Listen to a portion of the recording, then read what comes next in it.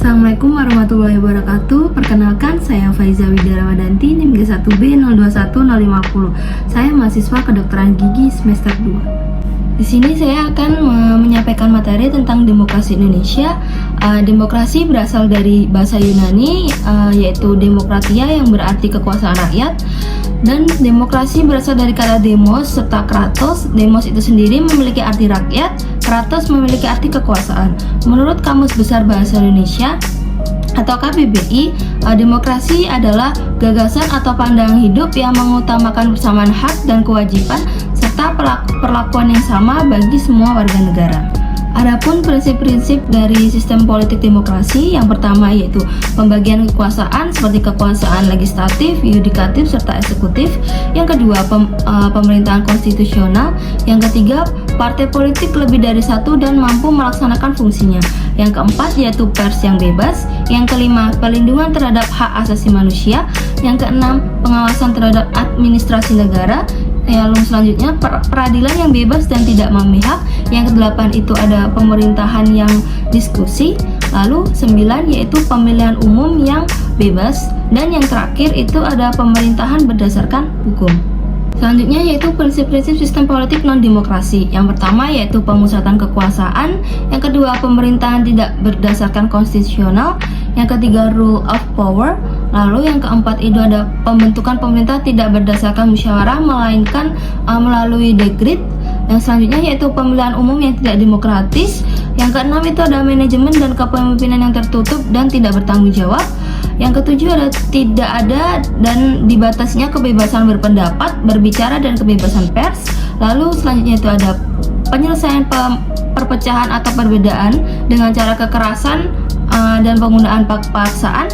Lalu selanjutnya itu ada tidak ada perlindungan terhadap HAM, bahkan sering terjadi pelanggaran HAM. Yang terakhir yaitu menekan dan tidak mengakui hak minoritas warga negara Indonesia. Indikator dari demokrasi. Yang pertama yaitu kompetensi yang sehat di antara warga negara dan partai politik untuk mendapatkan jabatan politik. Lalu yang kedua ada warga negara dalam memilih pemimpin dan kebijakan politik. Yang ketiga, pemilu diadakan secara reguler dan adil. Lalu yang keempat ada kebebasan berbicara. Dan yang kelima itu ada kebebasan membentuk dan bergabung dalam organisasi. Dan terakhir itu ada kebebasan pers. Selanjutnya yaitu ada ide demokrasi para pendiri negara. Perkembangan demokrasi Indonesia dapat dibagi menjadi dua, yaitu tahapan prakemerdekaan dan tahapan pasca kemerdekaan. Para pendiri bangsa menyadari bahwa Indonesia akan didirikan hendaknya negara demokrasi. Demokrasi Indonesia adalah demokrasi yang bersumberkan nilai Pancasila, khususnya sila keempat. Oleh sebab itu, demokrasi Indonesia dikatakan demokrasi Pancasila. Demokrasi Pancasila bisa diartikan secara luas maupun secara sempit. Untuk secara luas adalah kedaulatan rakyat yang didasarkan pada nilai-nilai Pancasila, baik sebagai pedoman penyelenggaraan. Lalu arti secara sempit itu adalah kedaulatan rakyat yang dilaksanakan menurut hikmat kebijaksanaan dalam pemusyawaratan perwakilan. Ada 10 pilar demokrasi. Yang pertama yaitu demokrasi yang berketuhanan yang Maha Esa. Yang kedua, demokrasi yang menjunjung hak asasi manusia. Yang ketiga, demokrasi yang mengutamakan kedaulatan rakyat. Yang keempat itu ada demokrasi yang didukung kecerdasan. Yang kelima, demokrasi dengan pengadilan yang merdeka. Yang keenam itu ada demokrasi yang berkeadilan sosial. Dan yang ketujuh ada demokrasi dengan kesejahteraan rakyat. Dan yang kedelapan itu ada demokrasi yang menerapkan konsep negara hukum. Yang kesembilan itu ada demokrasi yang menjamin otonomi daerah. Dan yang terakhir itu ada demokrasi menetapkan pembagian kekuasaan.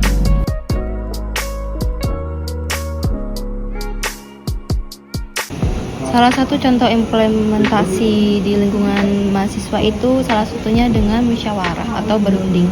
Musyawarah itu sendiri dalam Kamus Bahasa Indonesia atau KBBI merupakan pembahasan bersama dengan maksud mencapai keputusan atas penyelesaian masalah. Musyawarah itu memiliki tujuan untuk mencapai mufakat atau persetujuan.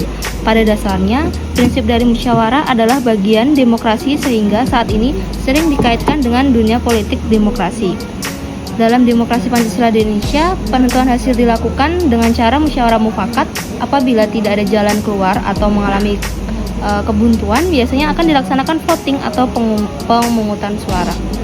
Dari pengertian itu bisa disimpulkan bahwa musyawarah merupakan suatu sistem pengambilan keputusan yang melibatkan banyak orang dengan mengakomodasi semua kepentingan sehingga tercipta satu keputusan yang disepakati bersama dan dapat dijalankan oleh seluruh peserta yang mengikuti musyawarah.